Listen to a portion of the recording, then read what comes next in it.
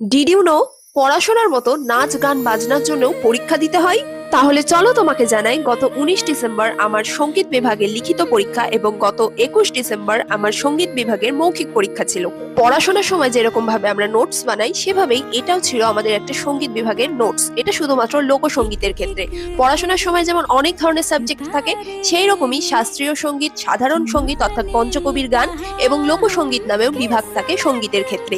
By the way, এটা ছিল 19 ডিসেম্বরের ক্লিপ, যেদিন আমাদের লিখিত পরীক্ষা ছিল। এই দিন একই সাথে গান, ড্রয়িং, নাচ সবকিছুরই পরীক্ষা হচ্ছিল। লিখিত পরীক্ষার পরে 23 ডিসেম্বরেই ছিল আমাদের মৌখিক পরীক্ষা, অর্থাৎ এই দিন টিচাররা নিজেরা আমাদের থেকে গান শুনবে। পরীক্ষার আগের রাতে পড়ার মতো একদিনে এত পরিমাণে গান প্র্যাকটিস করেছিলাম যে আমার গলা ব্যথা শুরু হয়ে গেছিল। যাই হোক, সবগুলো গান প্র্যাকটিস করা শেষে জলদি রেডি হওয়া শুরু করেছিলাম, কারণ আজকে মৌখিক পরীক্ষার জন্য আমাদের সবাইকে শাড়ি পরতে হতো, তাও আবার সুতির শাড়ি। শাড়ি পরতে পরতে তোমাদের কিছু কথা বলে রাখি। স্কুল লাইফে যেমন বিভিন্ন ধরনের সাবজেক্টের হালকা হালকা ধারণা নিতে হয় এবং তারপরে পরবর্তীতে আমাদের পছন্দ মতো ডিপার্টমেন্ট চুজ করতে হয়, সেম ভাবেই শিল্পকলা একাডেমিতে সঙ্গীত বিভাগের বিভিন্ন ধরনের সঙ্গীত শেখানো হয় এবং তার মধ্যে থেকে নিজের আগ্রহের বিষয়ে পরবর্তীতে সঙ্গীত চর্চা করতে হয়।